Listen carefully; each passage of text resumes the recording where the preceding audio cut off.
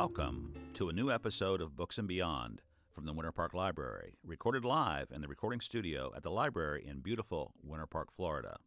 In Books and Beyond, we have conversations with writers, musicians, artists, presenters, and other contributors. Most of our guests have appeared live at the Winter Park Library or will be presenting soon. We hope you'll subscribe to the Books and Beyond podcast and that you'll stay up to date with library goings-on at winterparklibrary.org/events. That's winterparklibrary.org/events. I'm Michael Werner, and I'll be your host for our interviews. Enjoy the show. Hello out there, library patrons, readers, and smart people everywhere. Today we've got a really fun guest. We have Rabbi David Kay. He's the chair of the board of directors from the Interfaith Council of Central Florida here in the Orlando, Florida area. And we're going to be talking about a couple things with David today. We'll be talking about his background, what led him to where he is. We're going to talk about his work with the Interfaith Council, but more specifically, we're going to talk about his role in coordinating a series of talks here at the library on different faith traditions. So, welcome, David. Thank you. Yeah. Delighted to be here. Yeah, really glad to have you. So, what brought you here? I mean, not today, but well, that too. But I drove here today. Yeah, you drove here today. Right. Yeah. Had a meeting with the education director here, and we had a wonderful conversation. Dr. Ruth Edwards and I. They had been looking for something that brought in the variety of faith traditions that we have here in Central Florida, and particularly here in Winter Park.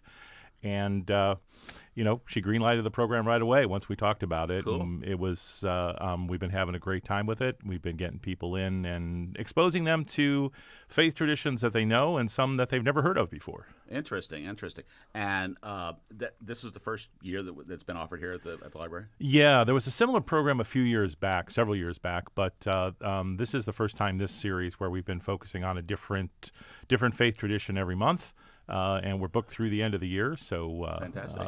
We're looking forward to it. Well, we're going to explore that a little bit more in a minute, but before we get to that, tell me about yourself. How did you get into this rabbi business? The rabbi business. Yeah. When I was about 17 years old, I was very involved in my high school youth group. I grew up in Chicago, but I grew up in a far southwest corner of Chicago that was very ethnically homogenous, shall we say, okay. And was extraordinarily racist and anti-Semitic. Wow. So experienced a lot of that as a kid. Got involved in my high school youth group with my denomination of Judaism, and that really turned my life around because I was surrounded with kids who were accepting, who I felt safe with. And when I was 17, junior in high school, I went to my congregational rabbi and I said, I want to go to the undergraduate program at the Jewish Theological Seminary, and then I want to go on to rabbinical school, and I'm going to be a rabbi. Wow. And he said, that's a terrible idea for you. I can still hear his voice in my head. I can tell you the exact words. He said, you'll make yourself and some congregation miserable for 2 years, you'll quit, and you'll never go back. So I didn't do it then. And I have to confess here and now that he was right.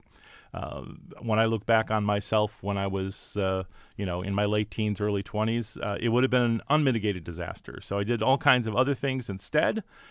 Worked for an animal welfare organization, played in a rock and roll band, did a whole bunch of other things that were very much not being a rabbi. And you were still there in Chicago? And I was still there in Chicago, yeah. And then at the tender age of 40, found myself with a wonderful spouse and a beautiful young toddler, and going to New York to go to rabbinical school. Okay. So I needed all that time to grow up, and here I am. That's been the last 20 years or so. Uh-huh. And what brought you to Orlando? Orlando was I got a position as the second rabbi at Congregation Ohev Shalom, which used to be on Goddard Avenue in the north part of Orlando, is now in Maitland, and came in there. Wonderful community. They brought us in. They were welcoming and embracing, and we've been here ever since. And now I'm retired from the pulpit and doing good stuff like this. Yeah. And your work with the Interfaith Council, talk a little bit about that and how that started and what you do and what the council itself does. Sure. So my dad was a Jew by choice. He converted to Judaism. So most of my aunts and uncles and cousins were Catholics. So I kind of had the interfaith experience growing up. There was nothing weird about it to me because that was just my family. And your dad had grown up as a Catholic. My dad had grown up as an Episcopalian, actually. Okay. Cousin to the Catholics, Yeah, right? exactly. Well, but don't tell the Episcopalians that, because that whole Church of England thing was. Yeah. We had. It really sort of normalized the idea that you can be a family and have very divergent faith traditions and very divergent beliefs. The neighborhood that I grew up in was heavily Catholic, and so most of the kids that I knew were Catholic or various Protestant denominations, and it seemed like a natural thing to do. It also seemed to be one of the ways that we can overcome some of those differences, especially if you belong to a minority, in my case, a minority faith. I also saw the really virulent racism in my neighborhood growing up, and so that just seemed to be anchored in the same kind of misunderstanding or lack of experience with people who are not like you. Mm-hmm. It became a passion, and it's been going on ever since. Mm-hmm. And then what does this council itself do? What is the mission, the purpose, and your role there? Yeah, the mission of the Interfaith Council is to embrace irreconcilable differences and cultivate shared values, revealing our best selves as individuals and as a community. So we very deliberately put the embrace irreconcilable differences first, because that's really where the real work is. My teacher, Sister Mary Boyes, once said that the easy part of interfaith dialogue is the common ground. It's very easy to say, well, here are the things that we all share. We all have some version of the golden rule, one way or another. But she went on to say, we'll really be making some progress when we can talk about our differences with the same love and acceptance that we talk about our similarities. And that isn't easy, is it? It is not easy. And in our world right now, it's been particularly challenging. But it's something that's got to be done, and it's really been heartening and inspiring to see when it works. Could you give us a couple of examples of what the council does specifically in the community to foster that kind of interrelationship? Sure. Well, the program here at the Winter Park Library, definitely.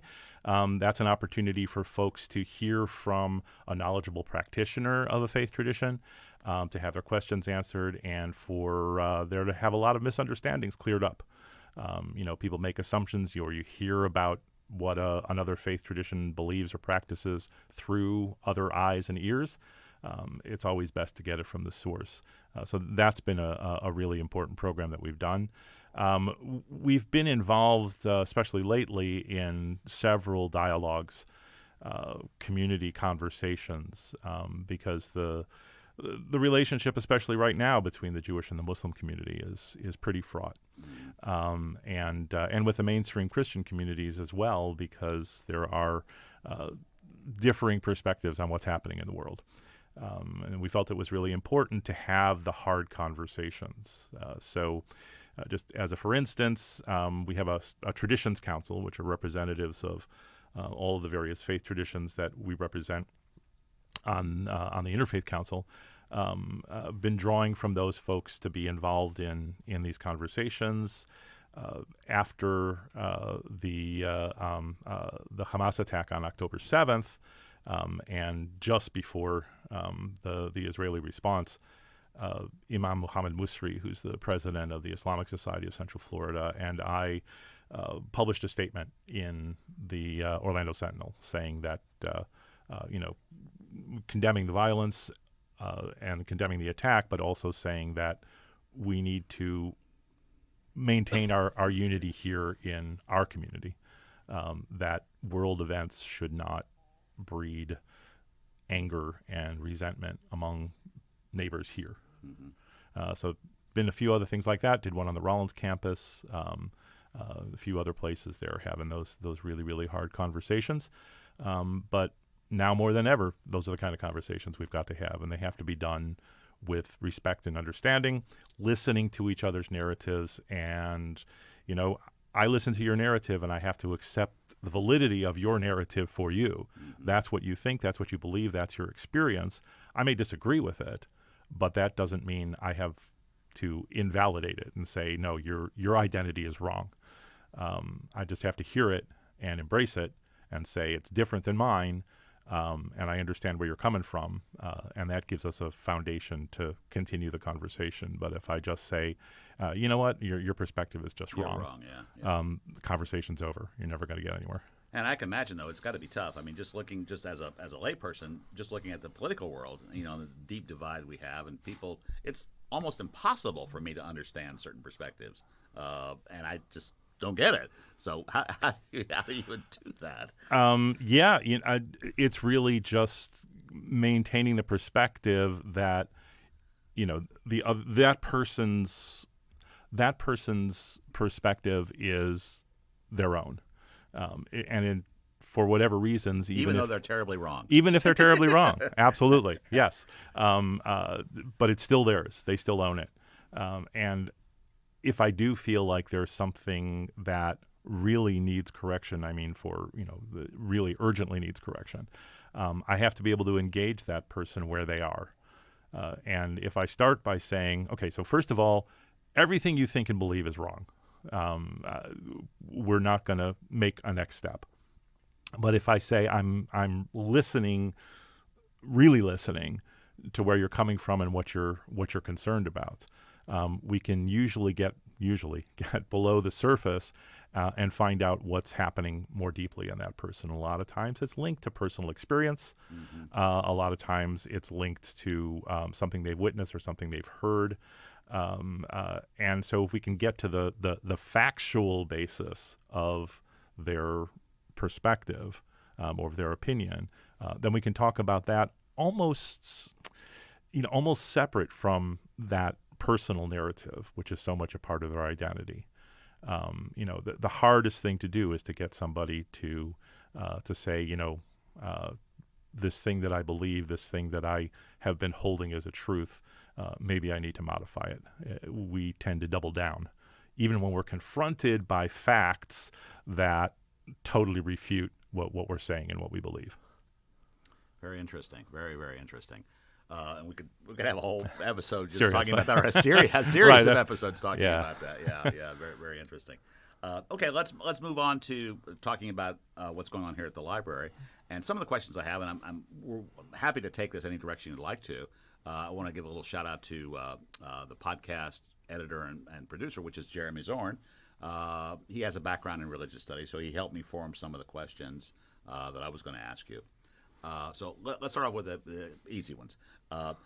You're doing a series, or you're coordinating a series, moderating a series. Are you the moderator essentially of each of the presentations? Yeah, more or less. I mean, I introduce the person, and sometimes I can help direct the conversation, but mostly I'll let the or one of our board members if I'm not available. But I'll usually let the presenter handle that because it's their area of expertise. Okay, and then so every month you have a different faith tradition represented. Like I believe this month you said it's the Sikh tradition. Yeah. Which is spelled Sikh, I think. Right? Uh-huh. Yeah. Good. And that's this month. What have you had so far? Can you recall some of the past? Let's see. The first session was faith versus belief. Okay. We just kind of laid the foundation and saying, if we're talking about faith and belief, those can be understood differently. And that was a fun session. Then we are taking them more or less in chronological order as best we can, especially with the chronological meaning from they were founded. Or the earliest sort of recorded organization of a faith tradition. Okay. So the first one we did was Sanatana Dharma, popularly known as Hinduism. Let me think now. Zoroastrianism. We did the Jain tradition. We did Buddhism, Judaism, Christianity. Did a special session on the historically black churches. And what else? Islam. And I think that's it so far. I may have missed one. I apologize. Yeah, that's about 6. I think so. And you've got 6 coming up. So we have here in Central Florida, in the world, certainly we have hundreds of faith traditions, maybe thousands. I don't know. How do you choose which ones to focus on, and how do you choose within that which sort of segment of that faith tradition to focus on, or find somebody to talk about? Yeah, that's been the real challenge. There are thousands of denominations within each of those. Right. What I learned from my teachers in the Hindu tradition is that there are literally tens of thousands. Within Buddhism, there are hundreds of schools. Judaism has at least a dozen popular denominations and many more. Christianity, likewise, just hundreds. So yeah, how do you choose? One way we chose was if we had somebody representing that faith tradition on our Traditions Council. Okay. Somebody somebody we know can speak on that in an inclusive way. We're not looking for proselytization or evangelism or anything like that. Someone who is going to be respectful of the variety of backgrounds that are going to be among the people who were present as well. So people who are skilled in interfaith dialogue. Beyond that, we know we can't hit every denomination. So we find speakers who we know can fairly represent their tradition and are modest enough to say, I don't represent everybody in this tradition. Right. Here's my personal bias, and I'm going to try and be as general as I can. Yeah, I mean, obviously, the largest faith tradition here is the Christian tradition, and as we all know, there are hundreds of denominations. So how do you find somebody that's willing to talk about Christianity, just using this as an example, inclusively? We were fortunate that for 11 years, Pastor Jim Coffin was the executive director of the Interfaith Council of Central Florida and is deeply committed to interfaith dialogue. He's a Seventh-day Adventist, which is great if you have to go to the hospital here in Central Florida. Right. But the Seventh-day Adventist tradition is not what you would necessarily say is universally accepted within the Christian world. Right. However, it is a Christian denomination, and Jim is deeply knowledgeable and broadly informed about Christianity in general. So when he came and did the presentation on Christianity, he spoke on general principles and was very, very inclusive and very, very informative, even for the Christians in the audience. One of the mistakes, by the way, I just wanted to add this, that folks who belong to a denomination or belong to a faith tradition that we're focusing on, one of the mistakes that they make is to say, that's my faith tradition, I know all about it, I don't have to go. Yes, you do, because there's bound to be things that that you didn't necessarily know, even about your own faith tradition. And what do you find, like in the sessions, in the individual presentations that you have? Do you find much of a variety of people that are attending, or is it mostly people from that tradition, or people not from that tradition, or who's coming to these? We have it's wonderful that we have a core group of people. I'd say probably about half of the folks who come to any one session are just people who are interested in learning more about about the variety of faith traditions, and that's really been great. The other half is made up largely of people, some who are coming because it's their faith tradition. They want to support the speaker, and other folks who are just curious about another faith tradition. They've heard about it, or when we did Zoroastrianism and Jainism, there were people who came because they said, we do a little survey afterwards, and they said, I never heard of this before. And I was fascinated to find out that there are faith traditions that I was completely unaware of.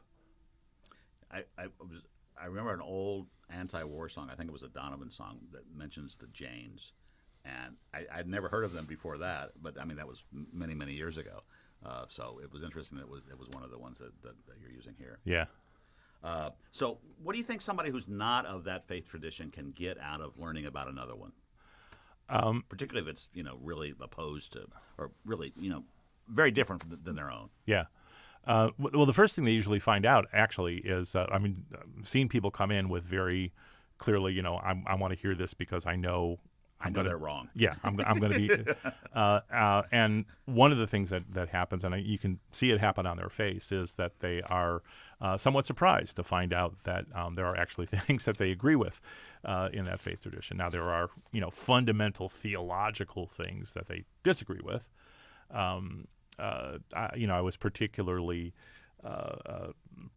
struck by the last session that we did on Islam last month, where there was someone who was there who was really kind of challenging Imam Musri on a point, and you could tell that his perspective. Do you think he was Muslim? No, he was definitely Christian. Okay.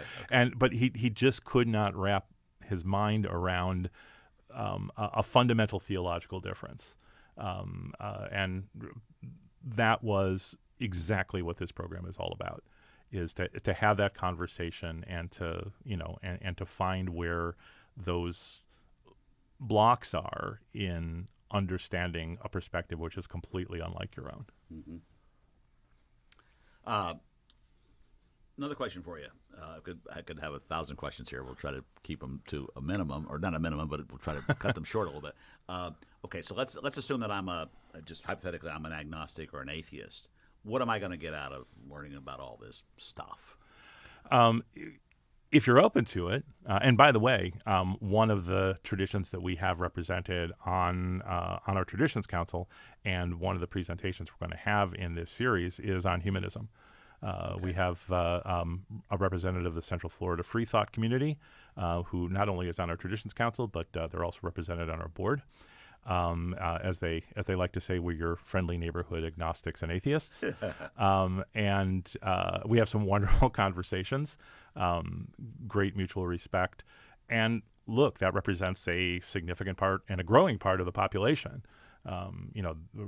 In the generation coming up right now in Gen Z, the last data I saw said that only 43% affiliate with any faith tradition. Really? Yeah. So, the unaffiliated and the agnostic and the atheists are the majority, really, in the country.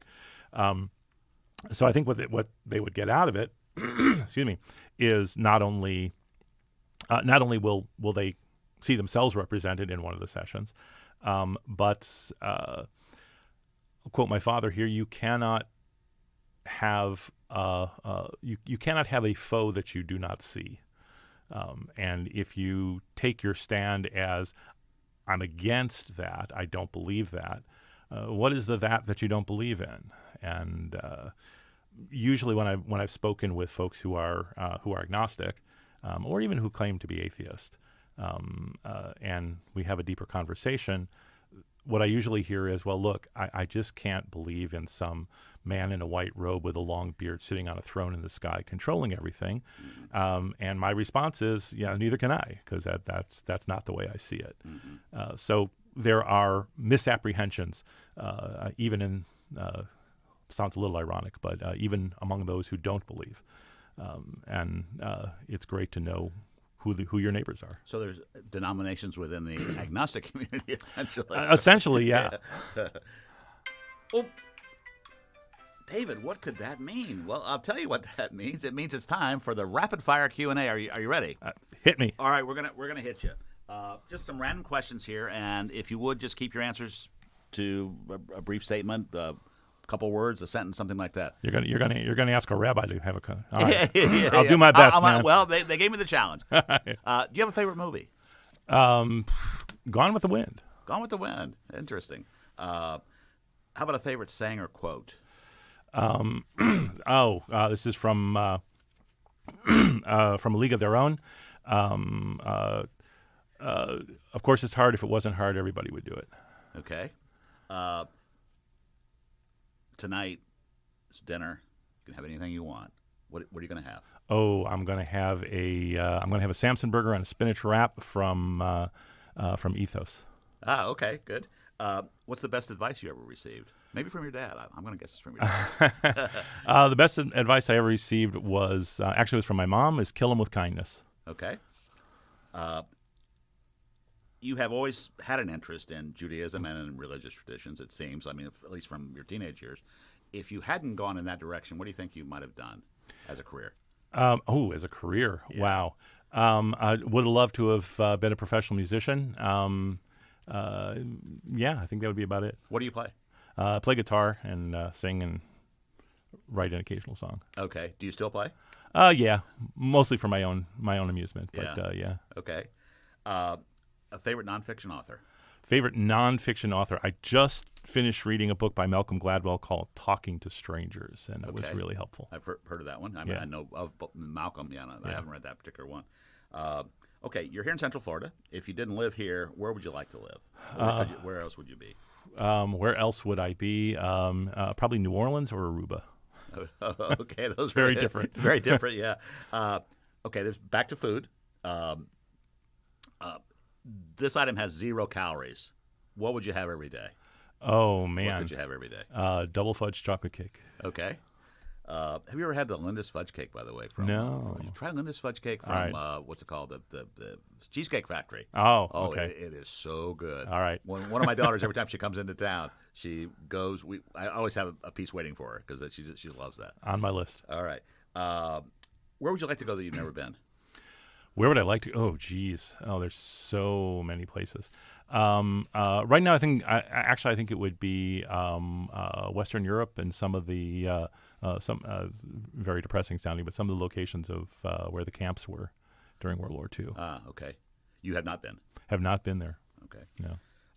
Yeah, it is very depressing. Yeah. Incredibly eye-opening and spiritual too. Yeah. But very, very depressing. What's a character trait that you admire in others? Honesty. Honesty. What's something they don't teach in school but should? Used to more, need to now is critical thinking. Yeah. How do you teach that? Critically, I don't know. No, I mean you encourage, you encourage critical analysis of things, and rather than saying, find me the answer in the statement, or just write according to this prompt is, what do you think? One of my teachers, rabbinic teachers, was. When he was in rabbinical school, he was asked a question in class, and he quoted all of the sources. And the teacher said, I know what all of the classical commentaries think. I'm asking what you think. And I think that's a good way to encourage critical thinking. And there isn't a lot of that, is there? I mean, well, in the real world, but also in school. Both, yes, unfortunately. Your favorite fiction author? Favorite fiction author has got to be J.R.R. Tolkien. Read Lord of the Rings every year since I was 16. Really? Yeah. And still do? And still do. It's an annual thing, and yeah. But I don't have posters on my wall or action figures or stuff. It's all, my Tolkien geekery is all just in my head. Uh-huh. What's your favorite city in the world or country? My favorite city has got to be my hometown of Chicago, except in the winter. You a baseball fan? Cubs or White Sox? Cubs. Yeah. A diehard Cub fan, and dying this season again. Yeah. But we had our year in 2016, Yeah. and if it's going to be another 108 years till another World Series win, what the heck? Yeah. Well, I know it well. Kyle Schwarber went to my university, so I'm a sort of Cubs fan. Yeah, and then they traded him away. Yeah. Couple more. What advice would you give to the 20-year-old David Kay? Oh, man. Well, the first thing would be, going back to my original story, you're not going to be a rabbi right now. Yeah. But I would also just say, lighten up. Just lighten up. It's not as bad as you think. Be nice advice for everybody, wouldn't it? It would. Yeah. When you were a little kid, what did you want to be when you grew up? Okay, so you sent me this question. I've been thinking about it a lot. Yeah. When I was a really little kid, I wanted to be Matty Mattel. He was the cartoon character who was the mascot of the Mattel toy company. Okay. Can't explain to you why, but I was just totally smitten with that. And if I could have waved a magic wand when I was 6 and turned myself into Matty Mattel, that would have just been the completion of my life. Little kids are great. Kids are great. I was talking to one of my granddaughters the other day, and I asked her. She's 8, and I think when she was about 6, I'd ask her the same question. She wanted to be a service dog when she grows up. Perfect. Yeah, it was a nice thing to aspire to. Okay, thanks for that, David. Let's go back to a couple more questions here about the series here at the Winter Park Library. Sure. And again, just to remind everybody here, we're with Rabbi David Kay, and we're talking about the series of workshops and presentations that the library is having on faith traditions.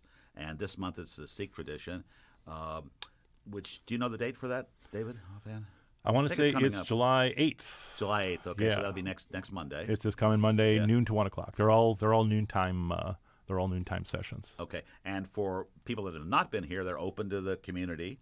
Anybody can come. I don't think you have to be a Winter Park Library member to come to these. No. Just they're open to anybody. I think it's advised to sign up ahead of time. Yeah, there's registration online. Yeah, and the best place to find this event or any of the events is at the winterparklibrary.org/events. So you can come there and find any of these sessions or any of the others. And again, if you haven't been to this library, it's phenomenal. It's like a mini university here. I want to live here. Yeah. It's amazing. I know. I mean, there's over 100 sessions every month of something for kids, for adults, for middle-aged people, seniors, tweens, every category. So it's a really fun place to be. And very, very dangerous that when you're walking through the stacks, you actually end up in the bookstore. Yeah. It's not a separate entrance. Very, very dangerous. Yeah, and you don't realize you're there, right? Yeah. It's like I could own all of these. Yeah, I could add to my to be read pile, right? That's already 6 feet tall Exactly. and make it 7 feet tall. Yeah, I have to buy a couple more bookshelves. But, Yeah, exactly. Okay, let's a couple more questions before we wrap up, David. Do you see any value in learn? I'm guessing that most of the people that do the presentations, they are some form of clergy from that tradition. Do you see any value of learning from that kind of person versus a scholar? Let's say a religious studies scholar. Yeah, there are pros and cons. Obviously, if you learn in an academic setting, you are, you're getting a very I don't want to say clinical, but you're getting a more objective viewpoint. The downside of learning it in an academic setting, not from someone who is necessarily of that tradition, is that you're kind of getting it from the outside. That it used to be that we talked about learning comparative religion, right? And that was typically a teacher who might be invested in one particular faith tradition or no faith tradition or maybe even has had experience in a few faith traditions, but telling you what other people believe. It's far more powerful, I think, and far more moving for someone to say, this is what I believe, and this is what other people who share my faith tradition believe. They may believe things that are slightly different than me, but we hold these same core beliefs. That establishes a more one-to-one conversation, even though you may be talking to a large group. But you're hearing it directly from a person who is immersed in it, rather than hearing about it from somebody who isn't necessarily immersed in it. Mm-hmm, mm-hmm. One of the things in thinking about our talk today, when I was preparing and doing some background, just general reading in world religions, one of the things I've always found interesting, has always been curious to me. Most of us, most humans, we are in the faith tradition that we're born into, that our parents are. And I just always find that, and some of us are so diehard about that's the only way to live. I always found that very odd. I don't know why. I just find it odd.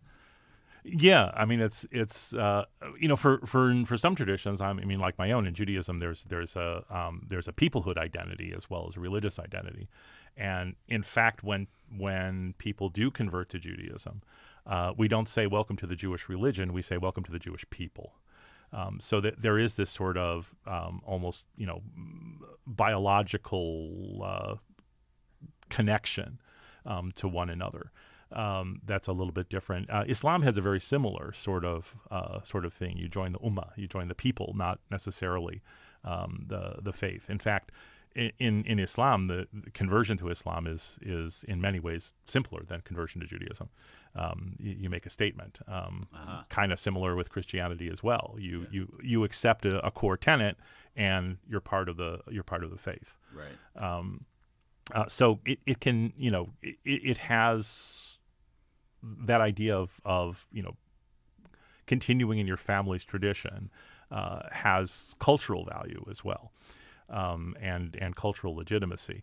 On the other hand, if you've never been exposed to, you don't know anything about other faith traditions or other worldviews, then what are you basing your belief on?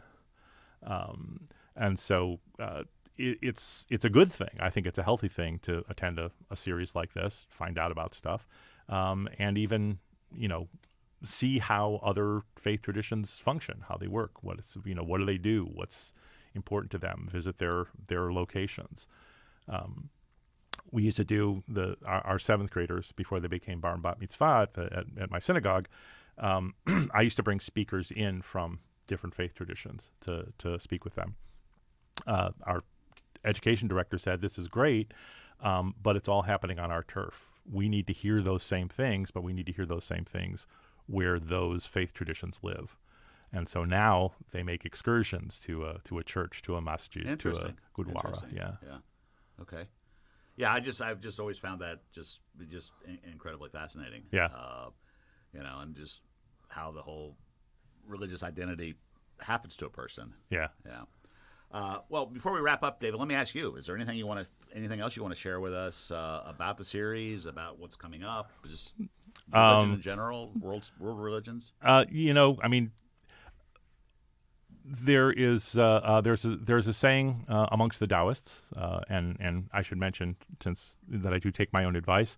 I spent about 10 years studying Tai Chi with a Taoist teacher, and learning Taoist perspectives from a source. But the Taoists have this saying, 10,000 doors, one destination, and really, I like to use a graphic, which is basically, I'm assuming Tinker Toys are still made. I think so. Yeah. Okay. So it's a Tinker Toy in the middle, the round one, and a lot of spokes put on it, and other round ones on the end of each of the spokes. And I put that up. Each of the ones on the end of the spokes is labeled as a different faith tradition. And the one in the center is call it what you want: God, truth, eternity, infinity, whatever. And the question that I put to the group is, so of the faith traditions that are listed here, which one's right? Mm-hmm. Mm-hmm. And of course, I'm leading people to the answer that they're all correct in their own way. Right. So it's really, if we're talking about trying to grasp the infinite, we can't. We're finite beings, and we're never going to understand the entire universe ever.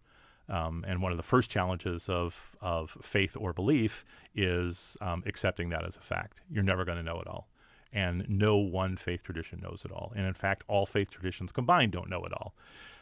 So have a little bit of humility, because that's one of the things that a faith tradition is supposed to instill in you, is humility. And even in something like agnosticism or atheism, you should be really, really humble, because what you're saying is, especially in the case of atheism, is I got this one time around and I got to make the best of it. And there's just no time for arrogance there. So if we take that approach, and if we understand that we're all trying to grasp something which is beyond our grasp, hopefully that'll make us a little bit more compassionate, which is also what faith traditions are supposed to be about. Mm-hmm, mm-hmm. Yeah, I remember seeing one time, I don't know if it was part of a cartoon or somebody just said it, but it always stuck with me. Somebody said, "What is God's religion?" Right. And it's kind of the Tinker Toys. It's the spoke and all the things going into it. It is religion is our, and I'll say it, our feeble effort to try and grasp what's beyond our comprehension. Right. So we should have a little kindness for everybody, because we're all trying to do the same thing. Yes. David, it's fantastic having you here today. Great to be here. I hope everybody will take advantage of the sessions that you're moderating and presenting here. And I hope it goes well enough that you can repeat it again, because it sounds fascinating to me. I missed some of the early ones. I'd like to do them. They're all available on the Interfaith Council of Central Florida YouTube channel, past ones. Okay. So, yes. And that's, what's the website there? It's not the website. We're on YouTube. Oh, on YouTube. So if you just search Interfaith Council of Central Florida on YouTube, you'll find those. You'll find those past ones, which Jeremy Zorn very kindly made sure that we had recorded. Okay. Very good. And again, you can find these sessions here at the library, or any other sessions here at the library at winterparklibrary.org/events. So, David, thank you very much for joining us today. It was a pleasure. Thank you. Thank you.